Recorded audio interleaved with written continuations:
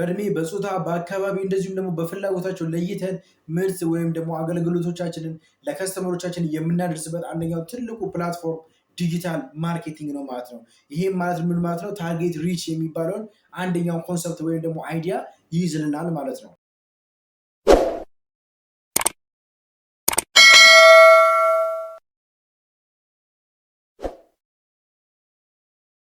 ሰላም እንዴት ናችሁ? እኔ አሸናፊ ነኝ። ዛሬ በሌላ ቪዲዮ መጥቻለሁ ማለት ነው።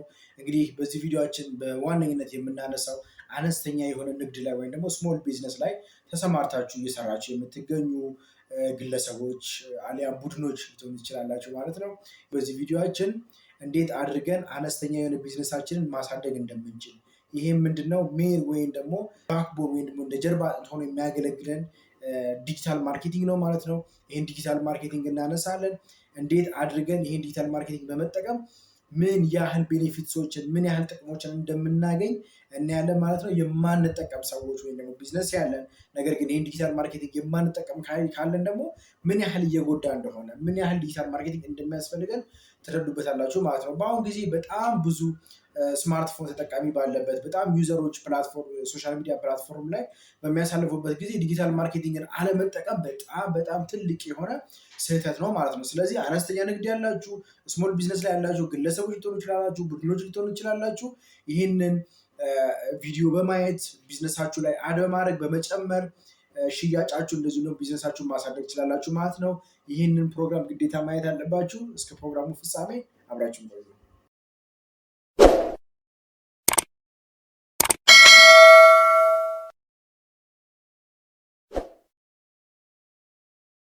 እንግዲህ የመጀመሪያው በስሞል ቢዝነስ ወይም ደግሞ አነስተኛ ንግድ ላይ ተሰማርተው የሚገኙ ግለሰቦች ወይም ደግሞ ቡድኖች ሊሆኑ ይችላሉ። የመጀመሪያው ዲጂታል ማርኬቲንግን በመጠቀም የሚያገኙት የመጀመሪያ ቤኔፊት ኮስት ኢፌክቲቭነስ ማለት ነው።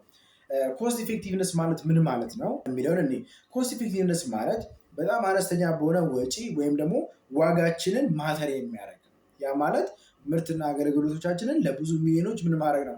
ማዳረስ ማለት ነው። በአነስተኛ ወጪ ኮስት ኢፌክቲቭነስ የምንለው የወጪ ውጤታማነት ማለት ነው። ስለዚህ ቃሉም እንደዛ ስለሚለን ሚሊዮኖች ጋር ምርት ወይም ደግሞ አገልግሎቶቻችንን ስንደርስ ምን ይባላል ማለት ነው? ኢትስ ኮስት ኢፌክቲቭነስ እንለዋለን ማለት ነው። ስለዚህ አነስተኛ ወጪ አውጥተን አነስተኛ ንግዳችን ላይ ኢንቨስት በማድረግ ምርት እንደዚሁም ደግሞ አገልግሎቶቻችንን ማድረስ እንችላለን ማለት ነው። ሁለተኛው ታርጌት ሪች ነው። ታርጌት ሪች ማለት የምንፈልጋቸው ኦዲየንስ ወይም ደግሞ ከስተመሮች ጋር መድረስ ማለት ነው። በእድሜ በጾታ በአካባቢ እንደዚሁም ደግሞ እንደየኢንተረስታቸው እንደየፍላጎታቸው ለይተን የእኛ ምርት ወይም ደግሞ አገልግሎታችንን ለሚጠቀሙ ሰዎች ስፔሲፊካሊ ለይተን ማድረስ ማለት ነው። እንደ ኤግዛምፕል ፌስቡክን መውሰድ እንችላለን። የፌስቡክ ኤዲኤስ ምን ይፈቅድልናል? ጂኦግራፊክ ፕሪሲሽን የሚባለው ሲስተም ምን ይፈቅድልናል? የእኛን ፕሮዳክት ወይም ደግሞ የእኛን ሰርቪስ እድሜያቸው ስንት ዓመት የሆኑ ጾታቸው ሴት ነው ወይስ ወንድ፣ አካባቢያቸው የታ ቦታ ነው፣ ይህን ፕሮዳክትስ ወይም ሰርቪስ ይፈልጉታል ወይም አይፈልጉትም የሚለውን ሲስተም አስመርጦን የእኛን ምርት እንደዚሁም አገልግሎቶቻችንን ሪሊዝ እንድናደርግ ወይም ደግሞ ፖስት እንድናደርግ ይፈቅድልናል ማለት ነው። ይሄ በጣም ትልቅ የሆነ አድቫንቴጅ ነው ፌስቡክ ላይ ያለ ማለት ነው። ስለዚህ ምንድን ነው የምንፈልጋቸውን ኦዲየንስ ወይም ደግሞ ለእኛ ታርጌት አድርገን ያሰብናቸውን ኦዲየንሶች እንድናገኝ ይረዳናል ማለት ነው። ምን ዲጂታል ማርኬቲንግ ስፔሻሊ እያወራ ያሉትን ለአነስተኛ ንግድ ወይም ደግሞ ስሞል የሆነ ቢዝነስ ላይ ለተሰማራ ነው። ኢማጅን እናስበው እንግዲህ በሚዲያ የሚተላለፉ ማስታወቂያዎችን ብናይ አሴ ጀነራል ነው ሪሊዝ የሚደረጉት ወይም ደግሞ ሚዲያው ምንድነው ጀነራል አድርጎ ነው የሚለቃቸው። በዚህኛው እድሜ ክልል ያለ እዚህ አካባቢ የሚኖር ብሎ አይለየውም። ጀስት ምንድነው የሚያደርገው? ይለቀቃል ዳይሬክት ትልቅም ትንሽም አዛውንትም ሁሉም ሰው ያያል ማለት ነው። ኢቨን የእኛ ፕሮዳክት ለአዛውንቶች ወይም ደግሞ ለትልልቅ ሰዎች ኢቨን ለምሳሌ እንበልና የእኛ ምርት ወይም ደግሞ አገልግሎት ዳይፐር ነው እንበል። ስለዚህ የእኛ ምርት ወይም ደግሞ ዳይፐር ትልልቅ ሰዎች ወይም ደግሞ አዛውንቶች ጋር ሄደው ቢያዩት ያንን ፕሮዳክት ላይ ኢንተረስትድ አይሆኑም። ያ ፕሮዳክት ለእነሱ ምን ይጠቅማቸዋል? ከእነሱ ጋር ሪሌት አያደርግም። ነገር ግን ለእናቶች፣ ለወጣቶች ወጣት ስል ሴቶች ማለት ነው እንደዚሁም ደግሞ ልጆች ላላቸው ለነሱ እንዲሆን በነሱ እድሜ በነሱ ጾታ አድርገን ግን ያንን ማስታወቂያ ብንለቀው ሞር የኛ ምርት የመታየት አድቫንቴጅ አለው ማለት ነው። የመድረስ እንዲችል ማለት ታርጌቱን የማግኘት አድቫንቴጅ አለው ማለት ነው። ስለዚህ በጾታና በአካባቢ እንደዚሁም ደግሞ በፍላጎታቸው ለይተን ፖስት እናደርጋለን ማለት ነው። ስለዚህ ሁለተኛው አነስተኛ ንግዳችን ላይ የዲጂታል ማርኬቲንግ በመጠቀም የምናገኘው ጥቅም ሪች ነው ማለት ነው። የምንፈልገውን ኦዲየንስ ማግኘት እንችላለን ማለት ነው። ሶስተኛው ከስተመር ኢንጌጅመንት እንለዋለን። ከስተመር ኢንጌጅመንት ማለት ዳይሬክትሊ የእኛን ምርት ወይም ደግሞ አገልግሎት ፖስት ባደረግን ወይም ደግሞ ሪሊዝ ባደረግንበት ታይም ላይ ቀጥታ ከነሱ ፊድባኮችን ማግኘት እንችላለን። ወይም ደግሞ ከኛ ደንበኞች ጋር ቀጥታ ኮሚኒኬት ማድረግ እንችላለን። ምርታችንን በለቀቅንበት ታይም ላይ ኮመንት ሴክሽን አለ፣ ላይክ ሴክሽን አለ። ምንድን ነው የምንደረገው? የእኛ ምርት ወይም ደግሞ ፕሮዳክታችንን ምን ያህል ሳትስፋይ ሆነዋል፣ ምን ያህል ወደውታል፣ ያ ፕሮዳክት ተጠቅሞ ምን ያህል ተጠቅሞበታል የሚለውን ዳይሬክት የሆነ ከስተመር ኢንጌጅመንት ወይም ደግሞ እነሱም ከኛ ጋር ኮሚኒኬት የሚያደርጉበት እኛም ከእነሱም ጋር ኮሚኒኬት የምናደርግበት ቀጥታ የሆነ ከከስተመራችን ጋር ኮሚኒኬት እንድናደርግ ይፈቅድላል ማለት ነው። ኢቭን ኢፍ በሌሎች ቅድም እንዳነሳሁት በሚዲያ የምናደርገው ማስታወቂያ ቢሆን ዳይሬክት ከከስተመሮቻችን ጋር ኮሚኒኬት ለማድረግ በጣም ዲቴል ሆነን የእኛ ምርት ባለበት ወይም የእኛ ምርት በተሰራጨበት ቦታ ሄደን ግዴታ ሪሰርች መስራት ይጠበቅብናል ማለት ነው። ይሄ ግን ዳይሬክት ሲምፕሊ እዛው ሲስተሙ ላይ ማን የእኛን ፕሮዳክት ተጠቅሞ ሀሪፍ ሆኖለታል፣ ማን ተጠቅሞ ውጤታማ ሆኗል የሚለውን ቀጥተኛ የሆነ ከደንበኞቻችን ጋር ኮሚኒኬት እንድናደርግ ሲስተሙ ይፈቅድልናል ማለት ነው። ስለዚህ ከስተመር ኢንጌጅመንት ወይም ከደንበኞቻችን ቀጥታ የሆነ አስተያየቶችን ማግኘት ወይም ምልከታዎችን ማግኘት እንችላለን ማለት ነው። እንደዚሁም ደግሞ የራሳችን የሆነ የኮሚኒቲ ብራንድ ላይክ እንደ ኢንስታግራም አይነት የራሳችን የሆነ ኮሚኒቲ ብራንድ ክሬት እንድናደርግ ይፈቅድልናል ማለት ነው። ኮሚኒቲ ብራንድ ማለት ነው የኛ ከስተመሮች ሊሆኑ ይችላሉ ወይ የኛ ፎሎወሮች አለም የኛ ፋኖች ሊሆኑ ይችላሉ። እነሱን ሜምበር አድርገን ይዘን የኛ የብራንዳችን ወይም ደግሞ የምርታችን ባለቤቶች ወይም ደግሞ ኮሚኒቲ ህብረተሰቦች አድርገን መያዝ እንችላለን ማለት ነው። ስለዚህ የኛ ብራንድ ወይም ደግሞ የኛ ምርት ወይም ደግሞ የኛ ሰርቪስ ተጠቃሚዎች በእኛ ስራ አድርገን ኮሚኒቲ ትልቅ የሆነ ኮሚኒቲ እንድንገነባ ይፈቅድናል በከስተመር ኢንጌጅመንት ስር ማለት ነው። ይሄ ልክ እንደ ኢንስታግራም አይነት ፕላትፎርሞች እነኝን ክሬት እንድናደርግ ይፈቅድልናል ማለት ነው። አራተኛው ደግሞ ዲጂታል ማርኬቲንግን በአነስተኛ ንግድ ላይ ተጠቅመን የምናገኘው ቤዚካሊ የምናገኘው ጥቅም ምንድነው?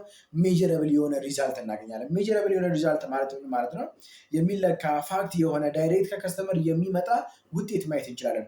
ዳይሬክት ያ ግለሰብ ተጠቅሞት ያ ከስተመር ተጠቅሞት ከሆነ ጀስት ኮሜንት ሴክሽን ላይ ኖ ይሄ ፕሮዳክት እኔ ተጠቅሜዋለሁ ነገር ግን ኢትስ ጉድ አይደለም፣ አይ ኖ ይሄ ፕሮዳክት እኔ ተጠቅሜዋለሁ ኢትስ ጉድ የሆነ ወይ ነው ቢዩቲፉል የሆነ ሪዛልት አግኝቼበታለሁ የሚል የምናገኛለን ሪዛልት እናገኛለን። ወይም ደግሞ የምናገኛለን አናሊቲክስ አለው። ስፔሻሊ ዩቲዩብን ሁሉም ሶሻል ሚዲያ ብናይ የራሳቸው የሆነ አናሊቲክስ አላቸው። ምን ያህል ሰው አየው፣ ምን ያህል ሰው አልተመለከተው፣ ምን ያህል ሰው ወዶታል፣ ምን ያህል ሰዎች ጋር ደርሷል የሚለውን ነገር የራሱ የሆነ የሶሻል ሚዲያው የራሱ የሆነ አናሊቲክስ አለው። በዛ አናሊቲክስ ላይ ገብተን እንደዚህ ደግሞ ፊድ ሉፕ አለው። ስለዚህ እዛ አናሊቲክስ ላይ ገብተን ምን ያህል በዛ ፕሮዳክት ወይም ሰርቪስ ላይ ምን ያህል ከስተመሮቻችን ወይም ኦዲየንሶቻችን ሳትስፋይ እንደሆኑና ሳትስፋይ እንዳልሆኑ መለየት እንችላለን ማለት ነው። ስለዚህ አንደኛ የምናገኘው ጥቅም ምንድነው? የሚለካ ፋክት የሆነ ሪዛልቱ የተረጋገጠ ውጤቱ እርግጠኛ የሆነ ውጤት ማግኘት እንችላለን ማለት ነው። ስለዚህ የሚለካ ሜጀረብል የሆነ ሪዛልት እናገኛለን ማለት ነው። አምስተኛው ደግሞ ኮምፒቲቲቭ ነው። ኮምፒቲቲቭ ስንል ምን ማለት ነው? ኢቨን መጀመሪያ ነጥብ ያነሳሁት ምንድነው? ኮስት ኢፌክቲቭነስ ነው። አነስተኛ የሆነ ወጪ አውጥተን ነው ኢቨን ኢፍ ቅድም እንዳነሳሁት በሚዲያ የሚተላለፉ ማስታወቂያዎች በጣም ብዙ 100 ሺዎች ይወጣባቸዋል። ስለዚህ በእነሱ በኩል ወይም ላርጅ በሆኑ ቢዝነሶች በዛ 100 ሺዎች ብር አውጥተው እኛ ግን በአነስተኛ በሆነ ወጪ ነው ብዙ ሚሊዮኖች ጋር መድረስ ይቻላል። ስለዚህ አሁንም ዘሴም ታይም ተመሳሳይ የሆነ አነስተኛ የሆነ ወጪ ወይም ደግሞ አነስተኛ ኮስት በማድረግ ከነኛ ላርጅ ከሆኑ ቢዝነሶች ጋር እኩል መወዳደር እንችላለን ማለት ነው። ኮምፒቲቲቭ ነን። ምክንያቱም ዋናው ምርት ወይም ደግሞ ፕሮዳክታችን ተጠቃሚ ማለት ነው ከስተመር ነው ወይም ደግሞ ህዝብ ነው። ስለዚህ እንዴት አድርገን ወደዛ ህዝብ መቅረብ እንችላለን፣ እንዴት አድርገን ያ ህዝብ እንዲጠቀም ማድረግ እንችላለን፣ እንዴት ፍላጎት እንዲኖረው ማድረግ እንችላለን የሚለው ነው ቤዚካሊ የቢዝነሱ ቶፒክ ማለት ነው። ስለዚህ አብዛኛው ሰው ሶሻል ሚዲያ ስለሚጠቀም በዛ ሶሻል ሚዲያ ለማግኘት ሞር ቀላል ነው፣ ስፔሻሊ ቲክቶክ። ስለዚህ በዛ በመጠቀም ከስተመሮቻችን ማግኘት ይችላል። እንደዛውም ደግሞ በጣም ተወዳዳሪ የሆነ አነስተኛ ንግድ እያለን ግን በጣም ተወዳዳሪ የሆነ ከትልቅ ቢዝነሶች ጋር እንኳን የሚወዳደር የማይገዳደር ትልቅ የሆነና ላርጅ የሆነ ቢዝነስ መገንባት እንችላለን ማለት ነው። ስለዚህ ተወዳዳሪ እንድንሆን ያደርገናል ማለት ነው። ዲጂታል ማርኬቲንግን አነስተኛ በሆነ ንግድ ላይ ተጠቅመን ማለት ነው። ስድስተኛው 24/7 የምንለው ወይም ደግሞ በሳምንት 7 ቀኖች አሉ 24 ሰዓት ማለት ነው። በቀን 24 ሰዓት አቬሌብል ነው። ያ ማለት ምን ማለት ነው?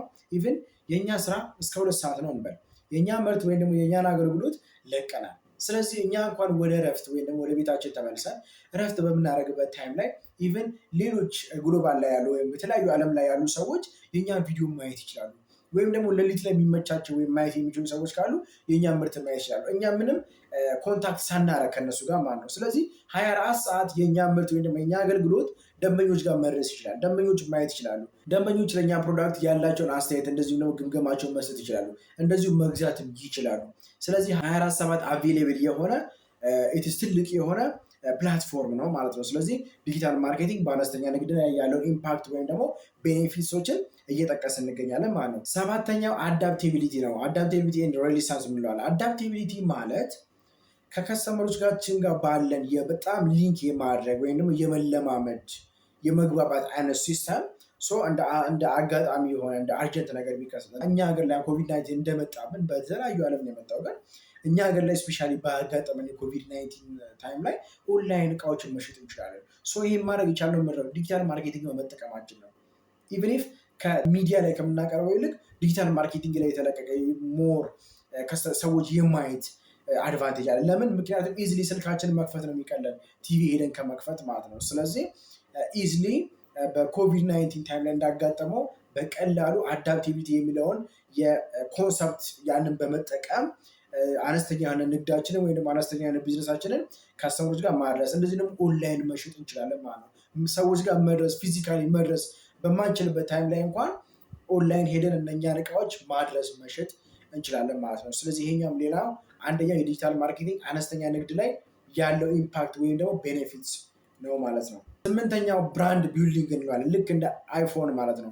አይፎን የራሱን ብራንድ በጥራቱ፣ በምርቱ፣ በአቀራረቡ፣ በተለያየ ይዘቱ፣ በካሜራ ጥራቱ፣ በስቶሬጁ፣ በተለያየ ይዘቱ ላለፉት ብዙ ዓመታት ብራንዱን በጣም በጠበቀ ሁኔታ እየሸጠ ይገኝ ነበር። ስለዚህ ይህን ያደረገው በምንድን ነው? ስለዚህ የተለያዩ ቴክኒኮችን በመጠቀም ከስተመሮች ጋር በብዙ ከስተመሮች ጋር በመድረስ ብዙ በመሸጥ ብዙ በመስራት ምን አደረገ? የራሱን የሆነ አይፎን የሚለውን ብራንድ እኛ አይምሮ ውስጥ መቅረጽ ቻለ ማለት ነው። ስለዚህ የራሱን ብራንድ ወይም ደግሞ የራሱን መለያ በእኛ አይምሮች ውስጥ መቅረጽ ቻለ ማለት ነው። ስለዚህ አይፎን በተለያየ ጊዜ ምርቱን እያሻሻለ ብራንዱን እያሻሻለ ምን አደረገ?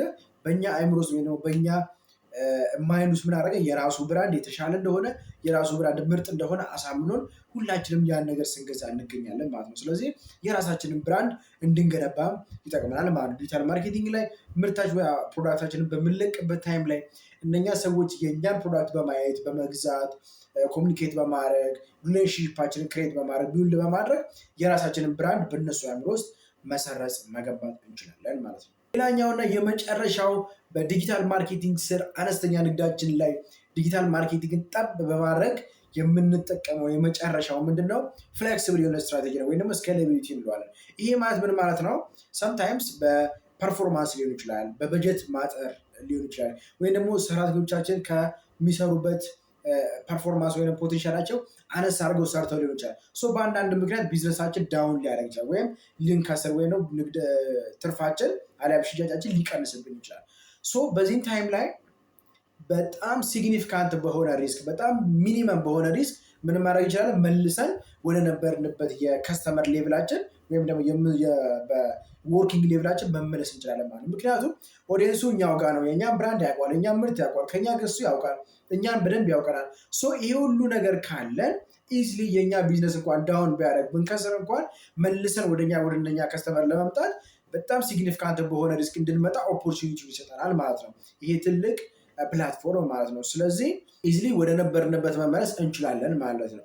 እንግዲህ እነኛ ያነሳናቸው 9 መሰረታዊ የሆኑ በዲጂታል ማርኬቲንግን በአነስተኛ የሆነ ንግድ ላይ በመጠቀም የምናገኛቸው ጥቅም ነው ማለት ነው። ስለዚህ ማንኛውም አነስተኛ ንግድ ያላችሁ ፕሊስ ሶሻል ሚዲያ መጠቀም ግድ ይላችኋል ማለት ነው። ያላችሁ ውድ የሆነ ጥራት ያለው ምርት ወይም ሰርቪሳችሁን ማንም ሰው የማያውቀው ከሆነ ከስተመር ማወቅ አለበት። እናንተ ያመረታችሁት ምርት ሰዎች ወይም ደግሞ ከስተመሮች ካላወቁት ኢትስ ነቲንግ ነው።